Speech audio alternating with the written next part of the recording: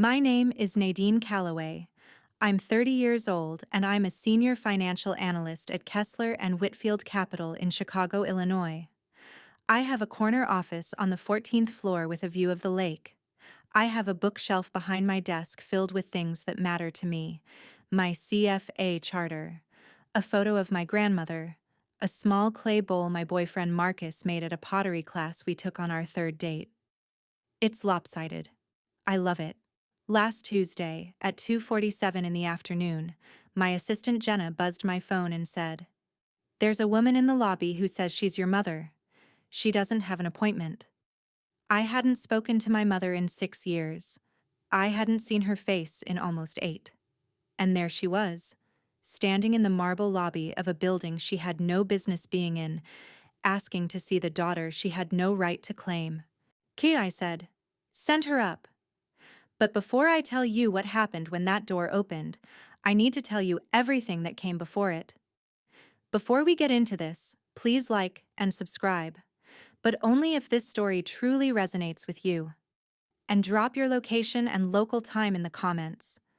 I want to know where you are right now.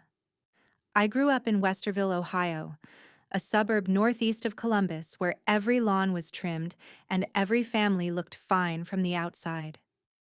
We lived on Sunridge Drive in a split level with beige siding and a magnolia tree in the front yard that bloomed every April. From the street, we looked like everyone else. That was the point. My father, Dennis Calloway, was 53 when all of this started. He worked as a quality control supervisor at the Honda plant in Marysville, a 40-minute commute he made 5 days a week for 22 years. He was a quiet man, patient. The kind of dad who would help you with math homework without raising his voice, who fixed the screen door on Saturday mornings, who fell asleep in his recliner by 9 o'clock every night watching whatever game was on. I loved him. I also learned, eventually, that quiet isn't the same thing as kind.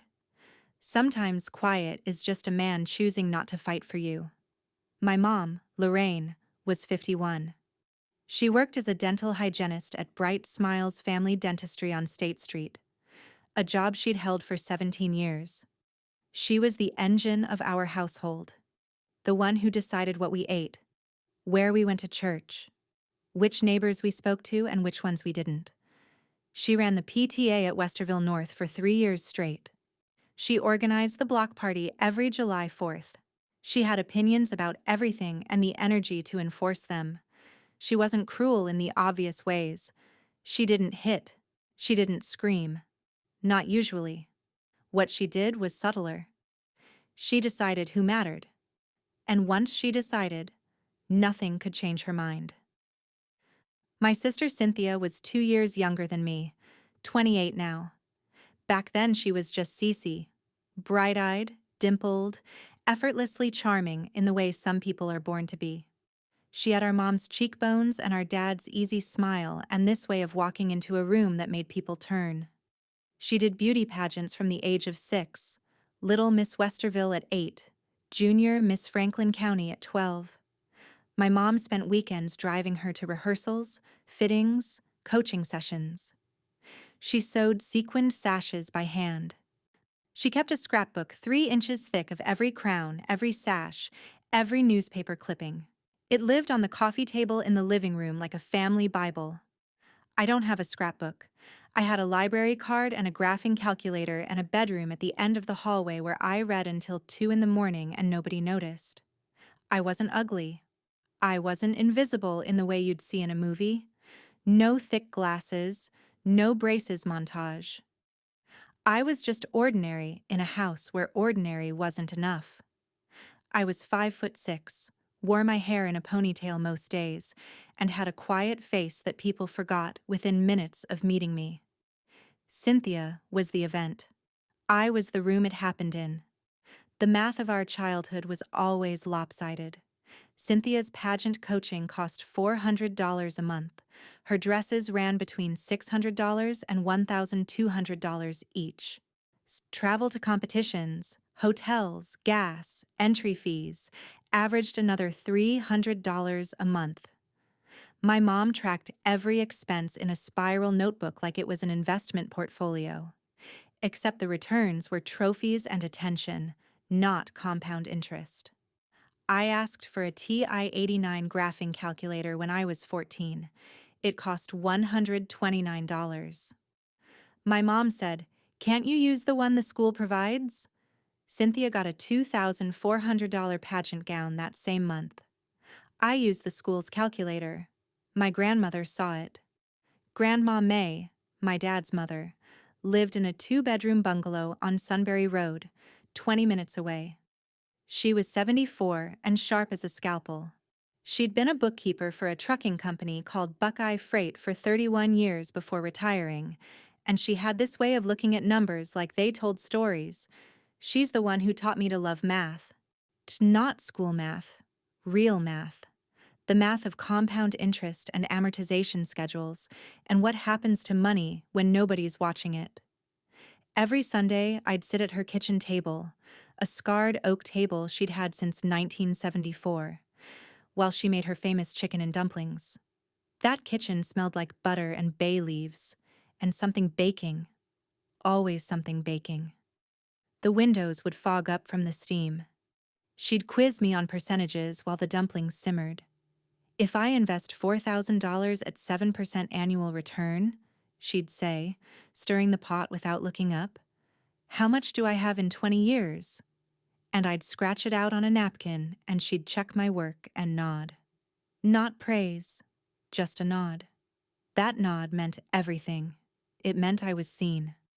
She told me once when I was 15, sitting at that same table with the November rain coming down outside, "Nadine, your mom loves Cynthia the way people love mirrors.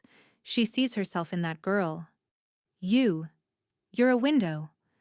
You show her something she doesn't want to see." I didn't understand it then. I understand it now. What I understand is this. My mom wanted to be Cynthia. The beauty, the spotlight, the admiration.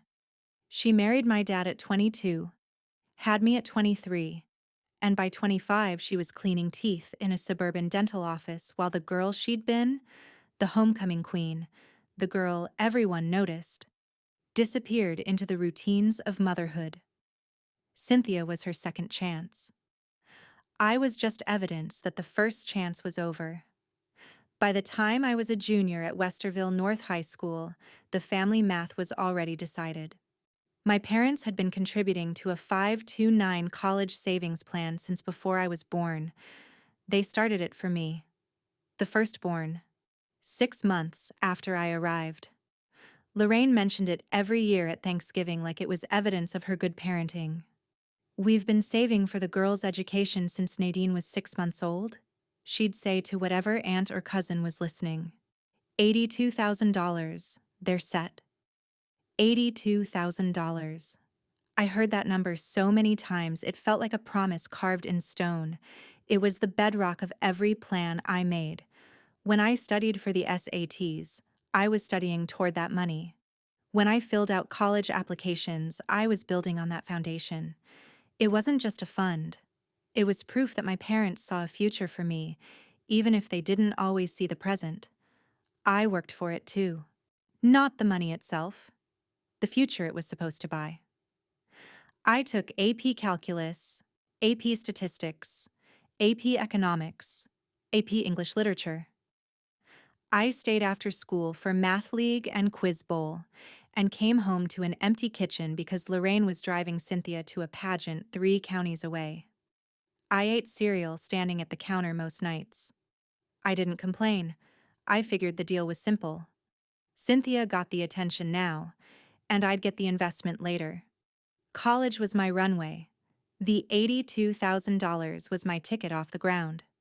Senior year, I applied to 6 schools. My top choice was the University of Michigan, Ross School of Business. I had a 4.1 GPA, a 1,480 SAT, and a letter of recommendation from my AP Economics teacher, Mr. Hargrove, who wrote, I found out later from a guidance counselor who probably shouldn't have told me, that I was the most naturally gifted quantitative thinker he'd taught in 19 years. Michigan offered me a partial scholarship, $14,000 a year. With the 529 fund covering the remaining tuition plus housing, I could graduate virtually debt-free. I did the math on one of Grandma May's napkins.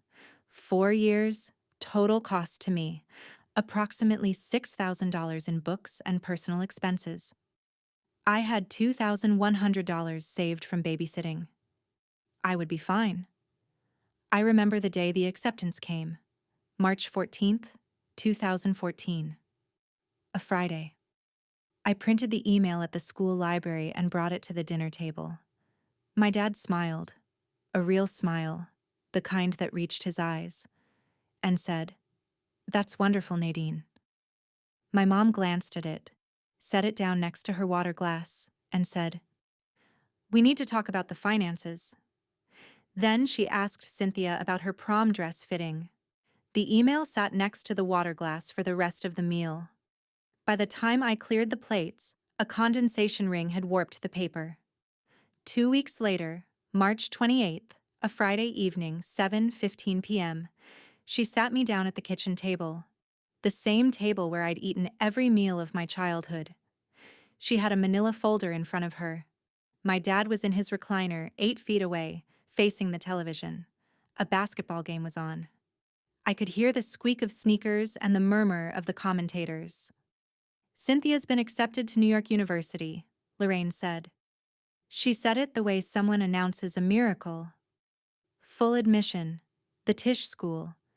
This is everything she's worked for." I said, "That's great." And I meant it. Cynthia wanted to study media and performance. NYU Tisch was a good fit. I didn't begrudge her the acceptance. I begrudged what came next. "The tuition is $71,000 a year," Lorraine said. "With housing, it's closer to $84,000. She opened the Manila folder. Inside were bank statements, transfer confirmations, and a printout from the 529 plan.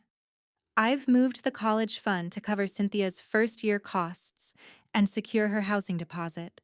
The transfer went through on Monday." Monday. She had done it 3 days before telling me. The money was already gone. The decision was already made. This wasn't a conversation. It was a notification. "That money was for both of us," I said. My voice didn't shake. I wanted it to. I wanted to scream, to cry, to throw the Manila Folder across the room. But I'd spent 18 years being the quiet one, and quiet was all I had. "It was always for whoever needed it most," Lorraine said. She folded her hands on the table. "And Cynthia needs it most. You're smart, Nadine. You're resourceful. You can get scholarships. You can go to Columbus State for 2 years and transfer somewhere. It'll be fine. Girls like you always land on their feet." Girls like me. I've thought about that phrase 1,000 times since. Girls like me. Meaning what? Girls who don't need anything because they've never been given anything? Girls who survive because survival was the only option they were offered? Girls who are smart enough to figure it out, which is just another way of saying not valuable enough to invest in? I looked at my dad. He was sitting in his recliner, close enough to hear every syllable, and the television light flickered blue across his face. He didn't look up. He didn't turn around. He didn't say a single thing. The basketball game played on. Someone scored. The crowd cheered. My father stared at the screen. That silence cost more than $82,000. That silence was the price of knowing exactly where I stood in my own family. I went to Grandma May's house that night. I drove the 20 minutes to Sunbury Road in a fog. She opened the door and took one look at my face and said, "Come inside." I sat at her kitchen table and I cried for 2 hours. She held my hand and she was angry, not the loud kind, the kind that goes still and dense like iron. "Your mom made a choice," she said, "and your dad let her. That tells you everything you need to know about where you stand in that house." She pulled out a legal pad and a pen. "Now, Let's figure out what you're going to do. We stayed up until midnight mapping out community college costs, scholarship applications, and transfer timelines. She made me a grilled cheese and tomato soup at 11 p.m. because she said you can't plan a future on an empty stomach. I didn't go to Michigan. I watched Cynthia pack for New York. I stood in the hallway while Lorraine carried boxes to the car, grinning like she was launching a rocket. My dad carried the heaviest box. Nobody asked where I was going in the fall. Nobody asked because, to them, it didn't matter. I enrolled at Columbus State Community College in the fall of 2014. Tuition was $4,200 a year. I paid for it with a Pell Grant, a $1,500 scholarship from the Columbus Women's Business Association, and a job at a Panera Bread on Morse Road where I worked the closing shift 4 nights a week. I smelled like bread bowls and industrial cleaner. I studied between customers. I ate the leftover soup they were going to throw out. The broccoli cheddar was usually gone by closing, but the French onion lasted and I learned to love it. I rented a room in a house on Hudson Street with 3 other girls. My room was 10 by 12 with a window that overlooked a parking lot. My rent was $475 a month. I had a twin mattress on the floor, a desk I bought for $30 at Goodwill, and a lamp Grandma May gave me with a green glass shade. Every night I sat at that desk under that green light and I studied until the words blurred. Meanwhile, Cynthia moved to Manhattan. She posted photos of herself in Washington Square Park wearing a leather jacket that cost more than my monthly rent, at rooftop bars in the East Village, at fashion shows during New York Fashion Week, at restaurants in the West Village where a single entree was $45. Lorraine shared every single one on Facebook. "Our girl in the big city," she'd comment, with a string of heart emojis. Our Aunt Renee would reply, "So proud." Cousin Keisha would add fire emojis. I muted them all. Then I muted the whole family. I didn't speak to my mom for the rest of that year. Not because of a dramatic confrontation. There wasn't one. I just stopped calling, and she didn't notice for 3 months. When she finally did, she sent a text. "Haven't heard from you in a while. Everything okay?" I replied, "Fine. Busy with school." She sent a thumbs up emoji. That was the last text between us for 2 years. That silence was the worst part. The absence of the money was devastating, but the absence of concern was annihilating. I could disappear from my own family and nobody would check the room. Nobody would knock on the door. I wasn't the girl they stole from. I was the girl they forgot about. And forgetting is quieter than stealing, which makes it harder to fight. At Columbus State, I found Professor Diane Whitmore. She taught intermediate accounting, a class I took because it was required, not because I cared about debits and credits. She was 56, wore reading glasses on a beaded chain, and had this quiet intensity that reminded me of Grandma May. She'd been a CPA at Deloitte for 15 years before switching to teaching because, she told me later, I got tired of making rich people richer. She saw my first exam score, a 98, and asked me to stay after class. "You don't belong here," she said, not unkindly. "Not because there's anything wrong with here, but because you're working at a level that needs a bigger stage."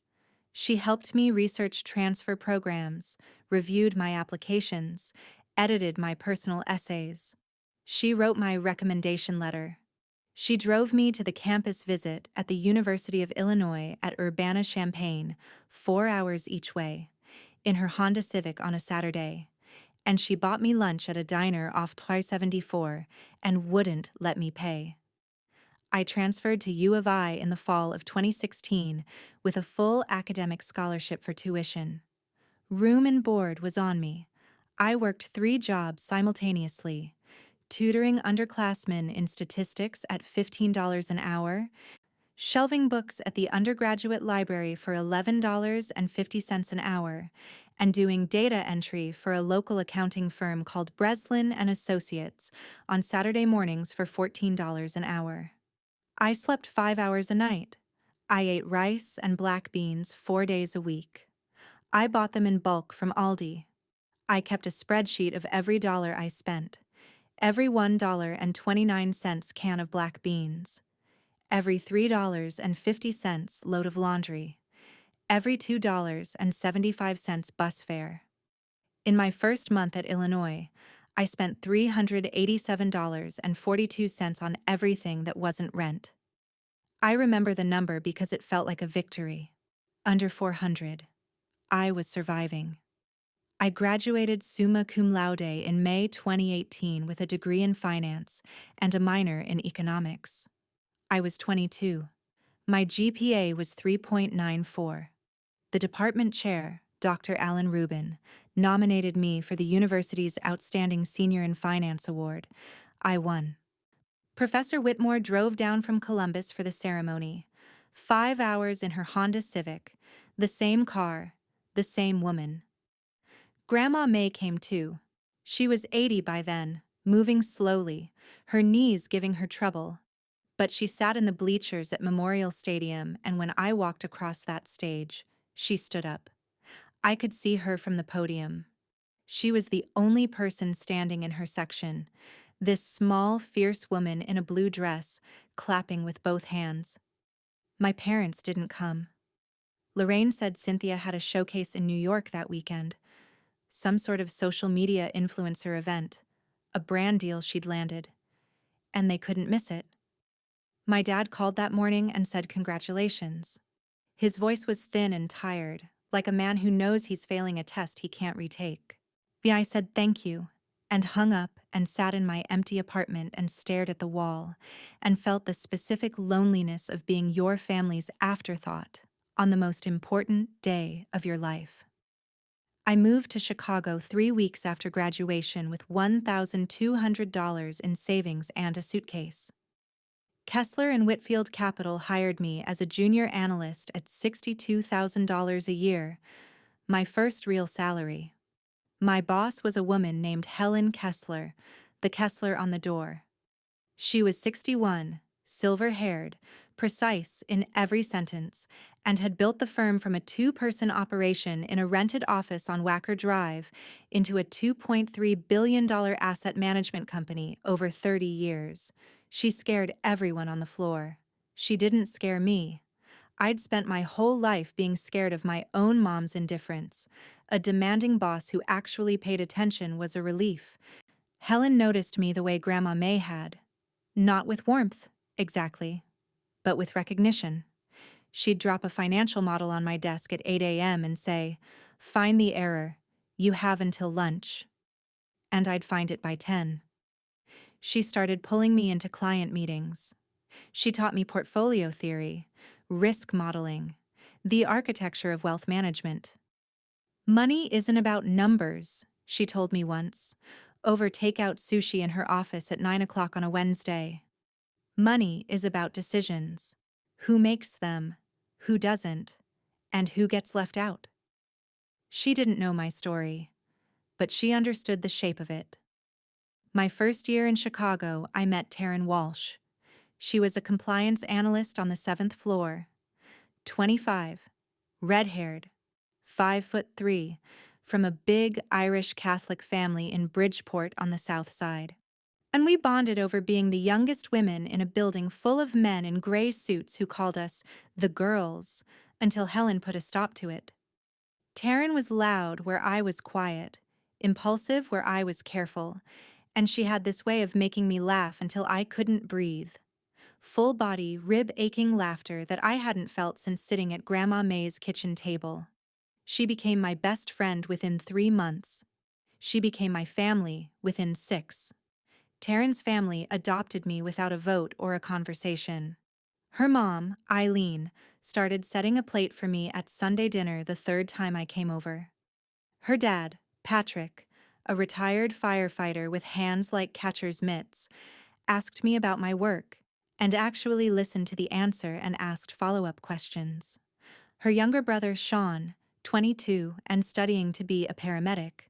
Ian argued with me about football every week. He was a Bears loyalist, and I'd kept my loyalty to the Buckeyes out of Ohio stubbornness. It was chaos and warmth and red wine, and too many people talking at once, and none of it was earned through performance or appearance. They just let me in. They just made room. I didn't know families could work like that. I sat at Eileen Walsh's dining table eating pot roast and mashed potatoes with gravy, and I thought, so this is what it's supposed to feel like. This is what a table feels like when everyone at it is welcome. In November 2019, Grandma May died. She was 81. A stroke, fast and final on a Tuesday morning. She was at home on Sunbury Road. A neighbor found her on the kitchen floor at noon. The pot on the stove had burned dry. I got the call from my dad at 2 p.m. I drove to Columbus in a haze, 5 hours through cold rain on I-65, and went straight to her house. The door was unlocked. Her reading glasses were still on the kitchen counter next to a half-finished crossword puzzle from the Columbus Dispatch. 7 across. Unshakable. 8 letters. I filled it in later. Resolute. The funeral was small. 27 people at Grace Community Church on Carl Road. Lorraine came. Cynthia came. We sat in the same pew and didn't speak. I delivered the eulogy. I talked about Sunday chicken and dumplings and napkin math, and a woman who taught me that being seen by one person is enough to survive not being seen by everyone else. My voice broke once, on the word grandmother. I let it break. I let the whole room hear it. Then I finished. After the service, in the parking lot, and with the November wind cutting through my coat, Lorraine approached me. She was wearing a black dress I didn't recognize, and her hair was shorter than I remembered. "Nadine," she said. "It's been a long time." I said, "Yes." She said, "Maybe we could have dinner. Catch up. I'd love to hear about Chicago." I looked at her face and I tried to find the anger, and all I found was exhaustion. "I don't think so, Mom," I said. And I got in my car and drove back to Chicago with the crossword puzzle on the passenger seat. Grandma May left me $11,400 in a savings account at Huntington Bank. She also left me a letter in a sealed envelope with my name written in her careful cursive. It said, "Nadine, you were never invisible. You were just surrounded by people who refused to look. Keep your eyes open. The world will see you even if they don't. Love, E. May." I framed the letter. I invested the $11,400 in a Vanguard Total Stock Market Index Fund. By the time my mom knocked on my office door, it had grown to $18,200. Grandma May would have liked that. She always said compound interest was the most patient form of justice. The years between Grandma May's funeral and my mom's visit were the years I became myself. I passed all 3 levels of the CFA exam by the time I was 26. Level 3 took me 2 attempts. I missed by 12 points the first time, which felt like failing even though Dr. Menon, my therapist, reminded me that a pass rate of 42% means most people never make it at all. I passed on the retake with a score that Helen called aggressive. She meant it as a compliment. Helen promoted me to senior analyst and then, 18 months later, to senior financial analyst with a team of 4 underneath me. My salary went from $62,000 to $89,000 to $127,000 to $185,000 over 6 years. I managed a $340 million portfolio of institutional clients, pension funds, university endowments, 2 mid-size hospital systems. I was good at my job. Not flashy good. Quiet good. The kind where clients called Helen and said, "Don't ever let Nadine leave." She started mentioning partnership before I turned 35. I found Dr. Priya Menon in 2020, after the pandemic hit and the isolation cracked open grief I thought I'd buried. She had a small office in Lakeview with a fern in the window and a box of tissues on a side table, and she never rushed me. It took me 4 months to tell her about the college fund, 4 months of talking around it, under it, beside it. How when I finally said the words out loud, "My mom took my college fund and gave it to my sister," I felt like I was confessing something shameful, even though the shame wasn't mine. Dr. Menon was quiet for a long time, and then she said, "What do you think that money represented to you?" And I said, "Proof that I mattered." And she said, "And what's your proof now?" And I couldn't answer. Not because I didn't have proof, because I had so much of it, stacked in every corner of my life, and I'd never stopped long enough to count it. I'd been too busy earning it. I met Marcus Chen at a friend's birthday dinner at a Thai restaurant in Wicker Park. He was 31, a structural engineer at Thornton Tomasetti, and he had the calmest presence of anyone I'd ever sat next to. He didn't try to impress me. He asked me questions and listened to the answers and refilled my water without being asked. On our fourth date, a walk along the lakefront at dusk, I told him about my family, the short version, the version that doesn't make me cry. He was quiet for a few steps, and then he said, "That must have been incredibly lonely." Not, "That's terrible." Not, "I can't believe they did that." Not, "You should forgive them," or "Family is family." Just, "That must have been lonely." He was right. It was the loneliest thing I've ever lived through. And the fact that he named it, without flinching, without trying to fix it, made me trust him more than any grand gesture could have. Marcus and I moved in together in 2023, into a 2-bedroom apartment in Lincoln Park with a bay window that caught the morning sun and a kitchen big enough to actually cook in. And he made Thai food from scratch. His mom, Grace, was from Chiang Mai, and she'd taught him to cook pad see ew and green curry before he could drive. He sang off-key in the shower. He left his socks everywhere.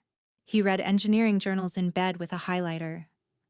I loved him in a way that felt like arriving somewhere after a very long drive. The moment you turn off the engine and the silence isn't empty, it's full. During those years, I heard fragments about Cynthia. From cousins, mostly. Sometimes from my dad, who called me on my birthday and Christmas with updates I didn't ask for. Cynthia had dropped out of NYU after her sophomore year. She'd spent 2 semesters on academic probation and 1 semester not attending classes at all, while still living in university housing. She moved to Los Angeles to become an influencer, beauty and lifestyle content. She launched a skincare brand called CC Glow that folded in 8 months after she spent $34,000 on inventory she couldn't sell. She dated a series of men my cousin Keisha described as expensive and useless. She moved back to Columbus, then to Atlanta, then back to Columbus. She was 28, and she'd burned through the college fund, her own savings, a $15,000 loan from our parents, and, this part I learned later, $143,000 in credit card debt across 6 cards. Amex, Chase, Capital One, Discover, and 2 store cards she'd maxed out furnishing apartments she couldn't afford. I didn't feel satisfaction hearing this. I want to be clear about that. And I didn't feel vindicated or triumphant or any of the things people expect you to feel when the person who got what was yours squanders it. I felt tired, because the story of Cynthia's failure was also the story of my mom's choices, and those choices had cost both of us. Cynthia got the money and the attention, and none of the discipline, none of the tools, none of the resilience that comes from building something with your own hands. I got nothing and built everything. We were both casualties of the same woman's decisions. The only difference was that I'd learned to stop bleeding. October 14th, 2022, a Tuesday, 2:47 p.m. Jenna's voice through the phone. "There's a woman in the lobby who says she's your mother. She doesn't have an appointment. Do you want me to send her up? I don't know why I said it that fast. I could have said no. I could have told Jenna to say I was in a meeting. I could have asked for 5 minutes to collect myself. Instead, I said, send her up like I'd been rehearsing it for 8 years. Dr. Menon would later call it the readiness you didn't know you'd built. Taryn would call it temporary insanity. Marcus would call it the bravest thing you've ever done. I think I just wanted to see what it felt like to be the one behind the desk. She knocked. 3 soft knocks, the way she used to knock on my bedroom door when I was a teenager. Tentative, like she was entering a room she wasn't sure she was welcome in. She was right not to be sure. I said, "Come in." Lorraine Calloway walked into my office and I watched 8 years land on her face. She was 59 now. Her hair was fully gray. She'd stopped dyeing it. She was thinner than I remembered, the kind of thin that comes from stress, not from choice. She wore a blouse I recognized from a decade ago, pressed carefully, but faded at the collar, and slacks that didn't quite match. She carried a handbag that used to be expensive and wasn't anymore. She looked around my office, the floor-to-ceiling windows, the lake stretching blue and endless behind me, the bookshelf, the diplomas, the CFA charter, the framed photo of Grandma May on the shelf. And something in her face shifted. Not pride, exactly. Recognition. She was seeing for the first time the full architecture of what I'd built without her. "Nadine," she said. "You look—" She trailed off. She couldn't finish the sentence. I think the word she wanted was successful. Or maybe different. Or maybe she didn't have a word at all. Not because the daughter standing in front of her didn't match the one she'd dismissed at a kitchen table 8 years ago, and she didn't know how to hold both versions at once. "Sit down, Mom." She sat in the client chair across from my desk, the same leather chair where portfolio managers and university endowment directors sat. She looked small in it. She held her handbag in her lap with both hands. "I know I should have called first," she said. "I didn't know if you'd answer." "I wouldn't have," I said. Honest. Not cruel. Just a fact. She nodded, like this confirmed something she already knew. She opened her handbag and pulled out a crumpled tissue and held it without using it. Then she told me why she'd come. Cynthia was in trouble. Real trouble. The kind with legal documents and court dates. The credit card debt had reached $143,000. 2 of the 6 cards were in collections. Agencies calling 3, 4 times a day. A third card, Capital One, had filed a lawsuit for $28,000 in unpaid charges plus interest and fees. Cynthia had been served papers at the apartment she was renting in Clintonville, a 1-bedroom that cost $1,100 a month and that she'd been paying for with a 4th credit card. She had no income. She had no savings. She was 28 years old and she was drowning in a hole she'd dug with money that was never hers to spend. "She needs $45,000, Lorraine said, to settle the Capital One lawsuit and stop the 2 collections accounts. If she doesn't pay by November 15th, they'll pursue a judgment. Her credit is already destroyed. This would follow her for years." I let the sentence sit in the air between us. I let the silence do what silence does, fill the space between what someone says and what they actually mean. "You gave Cynthia $82,000 8 years ago," I said. "My $82,000. And now you're sitting in the office I built without it, asking me for $45,000 more." Lorraine's eyes filled. The tissue trembled in her hands. "I know what I did, Nadine. I know it was wrong. I've known it for a long time." "Do you?" I leaned forward slightly. Not angry. Controlled. Precise. "Because when you took that money, you didn't just take my college fund, Mom. You took my proof. You took the one thing in that house that told me I was real to you, that I had a future you cared about. And I spent the next 8 years, community college, 3 jobs, 5 hours of sleep, rice and beans, no family at my graduation, building my own proof from nothing, from absolutely nothing you gave me. Do you understand that? She was crying now, quietly. The tissue was shredded in her hands. Mascara traced thin lines down her cheeks. I thought I was doing the right thing, she whispered. I thought Cynthia needed more help than you. You were always so strong, Nadine. So capable, so independent. I thought you'd be fine. I was fine, I said, but not because you believed in me, because I had no other choice. There's a difference between being strong and having no one to lean on. You made me strong by leaving me completely alone. That's not something to be proud of. What happened next wasn't cinematic. And there was no triumphant speech, no check slid across the desk, no door slammed. Real life doesn't deliver climaxes like that. Real life is two women sitting in an office with a lake view, one of them crying into a shredded tissue and the other trying to feel something other than the numb weight that had settled in her chest the moment those 3 knocks hit the door. I told my mom I wasn't going to give Cynthia $45,000. I told her I wasn't going to give Cynthia anything. Not because I couldn't afford it. I could. Not because I wanted Cynthia to suffer. I didn't. But because writing that check would have been the same transaction all over again.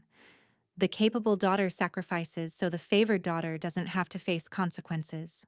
I was done being the fun that other people withdrew from. What I will do, I said, is connect her with a financial counselor. A good one. His name is Derek Yates. He works at a nonprofit called ClearPath Financial here in Chicago. He specializes in debt restructuring for people in exactly Cynthia's situation: high consumer debt, collection actions, legal proceedings. He can negotiate the settlements, consolidate the cards, build a payment plan. But Cynthia has to call him herself. Cynthia has to show up for the appointments. Cynthia has to do the work. Not you, not Dad, not me. Lorraine stared at me for a long moment. That's it? That's everything, Mom. That's more than I got. She stood up. She looked at the door. She looked back at me. Her face was wet, and her hands were shaking, and she looked, for the first time in my entire life, like a woman who understood the full cost of what she'd done. And then she said something I wasn't prepared for. She said, "Your grandmother would be proud of you." It hit me like a wave. Not the words themselves. I knew Grandma May was proud of me. I'd known it every Sunday at her kitchen table. What hit me was hearing my mom say it. Hearing her invoke the one person in our family who had seen me clearly, who had loved me without conditions, who had died before she could see the office and the view and the life I'd built on the foundation she laid. My mom was using Grandma May's name like a white flag, and the worst part was that it worked. Something cracked open in my chest that I thought I'd sealed shut years ago. "I know she would," I said. My voice was steady. My hands were not. She told me so. Every Sunday. Over chicken and dumplings and napkin math. She told me every single week. My mom stood in my doorway for 3 more seconds. Then she left. I listened to her heels on the hallway floor, getting quieter with each step, until the elevator chimed and she was gone. I sat in my office for 45 minutes after that. I didn't take calls. I didn't check my email. The lake was turning gold with the late afternoon light, the way it does in October when the sun drops low and the water catches fire. Jenna brought me a coffee without being asked. I held it in both hands and didn't drink it, and watched the light move across the water, and I thought about $82,000 and what it buys and what it costs, and how you measure the distance between a kitchen table in Westerville and a corner office in Chicago. Cynthia called Derek Yates. I know because Derek emailed me 3 weeks later, with Cynthia's permission, to confirm she'd completed an intake appointment and started a debt management program. Her total debt was being restructured into a 48-month plan. The Capital One suit was settled for $19,500. I didn't respond to the email. I didn't need to. My dad called me in November. Not the usual birthday and Christmas call. A deliberate phone call on a random Thursday evening at 7:30 p.m. I was making pasta in the kitchen while Marcus chopped garlic. I looked at the caller ID Columbus, Ohio. I almost let it ring. Then I answered. Nadine, he said. I need to say something I should have said 8 years ago. I turned off the burner. Marcus looked at me across the kitchen. I walked to the bay window. I was wrong, Dennis said. His voice was rough, stripped of the calmness he'd worn for decades like a uniform. I was wrong to sit in that chair and let your mom take that money. I was wrong to say nothing. I was wrong every single time I chose peace in my marriage over fairness to my daughter. And I know saying sorry doesn't give you those years back, but I'm saying it because you deserve to hear it. I should have stood up for you, Nadine. I didn't. And I'm sorry. I stood at the window and looked at the city lights scattered below me like someone had shaken out a box of stars, and I felt a wall inside me shift, not collapse, not come down entirely, but a few bricks loosened. A crack opened. Light came through where it hadn't been before. Thank you, Dad, I said. That matters. It's 8 years late. But it matters. We talked for 11 minutes. And he told me about his retirement from Honda. He'd left in June after 24 years. He told me he'd started seeing a counselor named Dr. Warren through a community mental health program. He was trying to understand why he'd spent his entire marriage deferring to a woman who made choices that hurt their children. I was afraid of her, he said quietly. Not afraid she'd hurt me, afraid she'd leave, and I let that fear make me a coward. The honesty of it hit me harder than the apology. Not because it was surprising. I'd always sensed his fear. But I'd never heard my dad name it out loud, and there is something powerful about a man finally calling the thing by its real name. I didn't invite him to Chicago that night. I didn't say, let's start over, I said. I'm glad you called, Dad. You can call again. And that was enough. It was more than I'd had in 8 years. Dr. Menon and I spent the next several months working through all of it. Not just the visit or the phone call. The whole excavation. 18 years of being the window instead of the mirror. 8 years of building a life that was equal parts achievement and armor. She asked me a question I keep coming back to. Now that you've proven you can survive without them, who do you want to be? Not who had I been forced to become. Not who did they need me to be. Who did I choose to be? I chose Taryn, who showed up at my apartment the night after my mom's visit with a bottle of Malbec and a pint of cookie dough ice cream, and didn't ask a single question for 40 minutes until I was ready to talk. I chose Eileen Walsh, who sent me a handwritten card that said, "You've always had a place at our table, sweetheart. Always." I chose Helen Kessler, who, when I told her the broad strokes of what had happened, looked at me across her desk and said, "The best thing about building your own house is that you choose the doors and the locks." I chose Marcus, who held me in the dark that night while I cried, in a way I hadn't allowed myself to in years. Not from sadness, but from the sheer relief of finally letting myself feel the full weight of what I'd been carrying alone. I didn't choose Lorraine. Not yet. Maybe not ever. I didn't choose Cynthia either. I heard through Keisha that she'd completed Derek's program, paid down $31,000 of her debt in the first year, and taken a job as an administrative assistant at a real estate office in Dublin, Ohio, making $38,000 a year. It wasn't glamorous, but it was hers, built from her own hours. And that was more than anyone in our family had ever required of her. I didn't feel proud of her. I didn't feel resentful. I felt something more honest than either. I felt separate. Her story was her story. Mine was mine. The money our mom gave her didn't define my life any more than the money she took from me. What defined my life was the next decision, and the one after that, and the people I made those decisions alongside. My family isn't the one I was born into. My family is the one I built. Last Sunday, Marcus and I had Taryn and Sean over for dinner. Marcus made pad CEW, his specialty. The noodles crispy on the edges the way his mom taught him. And we ate too much and laughed too loud, and Sean got into his weekly argument with Taryn about whether the Bears had any realistic shot this season. Spoiler, they don't. But Sean's optimism is one of the things I love about the guy. Marcus and I did the dishes while they argued in the living room. He washed, I dried. The bay window above the sink was cracked open, and the October air came through, cool and sharp, carrying the distant rumble of the L train on the Brown Line. Marcus handed me a pot and said, "You're quiet tonight." "Good quiet," I said. He smiled. "Good." I dried the pot and put it away, and I stood there for a moment in my kitchen, in my apartment, in my city, in my life.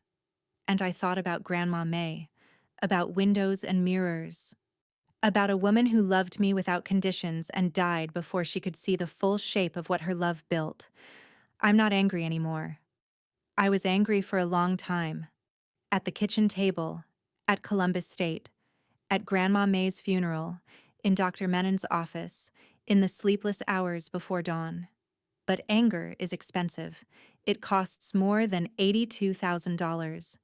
It costs time and peace and space in your chest where better things could live.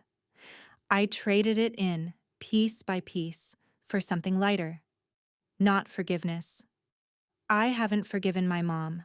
Forgiveness implies that what she did was forgivable, and I'm still deciding whether it was. What I have is release. I released her from the power she held over my story. She made a choice. It was wrong. It cost me everything for a while. And I built a life so full that the wrongness of it doesn't take up the whole room anymore. It's a scar, not a wound. It's part of me.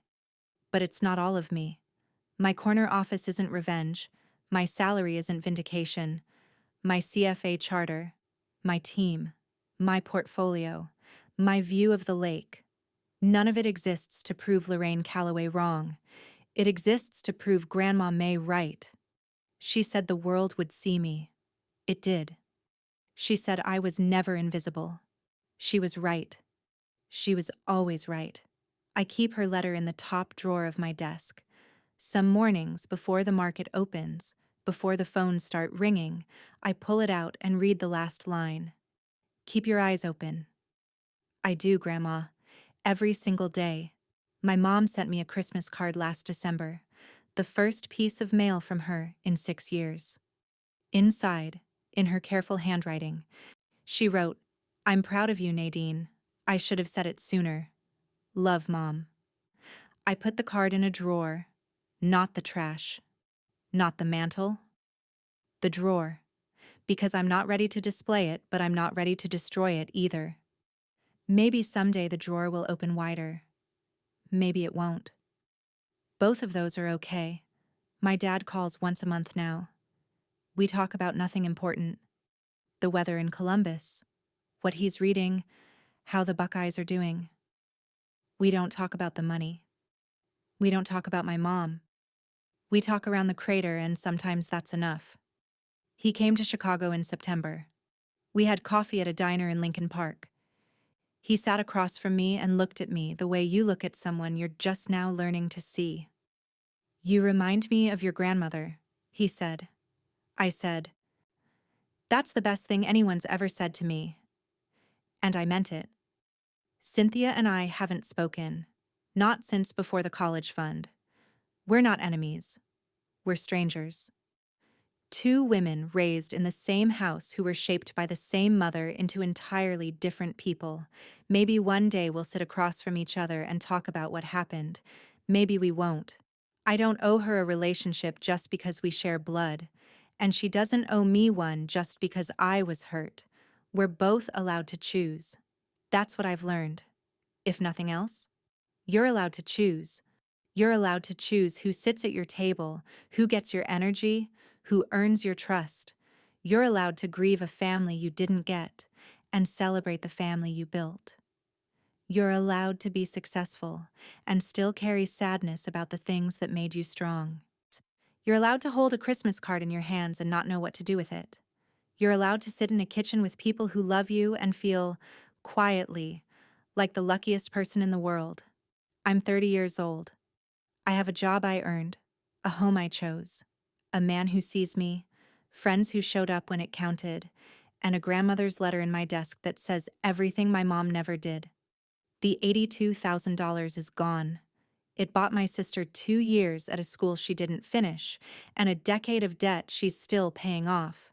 It cost me Michigan and gave me something Michigan never could have, the unshakable, bone-deep knowledge that I can build a life from nothing. Because I already did. If you see yourself in my story, the one who was overlooked, the one who was told you'd be fine, or the one who watched someone else get what was promised to you, I want you to know something. You are not the money they took from you. You are not the silence they offered. You are not the room they forgot to check. You are what you build when nobody is watching. And it will be enough. It will be more than enough. It will be everything. What would you have done? Leave a comment. And if you want more stories like this, check the description.